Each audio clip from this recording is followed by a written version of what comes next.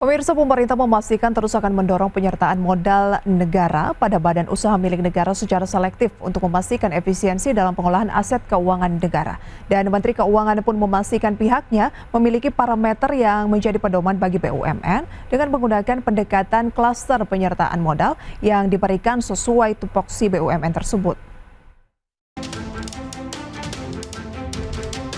Kementerian Keuangan memastikan pemerintah tetap selektif dan transparan dalam penyertaan modal negara, khususnya dalam pemberian modal aset maupun anggaran kepada BUMN.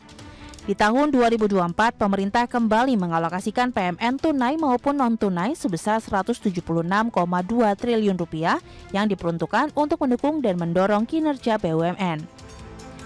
Menteri Keuangan Sri Mulyani Indrawati menjelaskan bahwa pihaknya mendorong PMN 2024 yang terbagi atas 5 klaster, yaitu infrastruktur, pendidikan, pangan dan lingkungan hidup, kerjasama internasional, dan klaster lainnya. Sri Mulyani menyebut alokasi kepada 5 klaster ini sesuai perundangan dan dilakukan untuk memudahkan evaluasi atas pemberian PMN bersama Kementerian BUMN. Menkyu Sri Mulyani pun menyebut pembagian PMN tahun ini turut menyertakan Kementerian BUMN demi terus menjaga transparansi dan akuntabilitas dari proses penyertaan modal negara.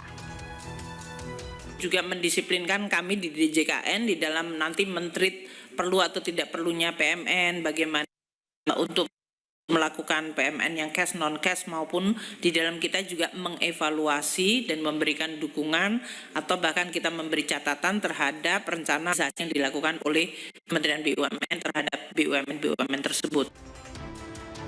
Tercatat rencana PMN pada klaster infrastruktur diperkirakan akan menelan anggaran hingga Rp55,22 triliun. Selanjutnya dari klaster pendidikan mendapat alokasi suntikan PMN senilai Rp25 triliun. Untuk klaster lingkungan hidup terdapat PMN sebesar Rp1,21 triliun dan klaster kerjasama internasional sebesar Rp1,9 triliun. Sedangkan untuk klaster lainnya mencapai Rp92,8 triliun.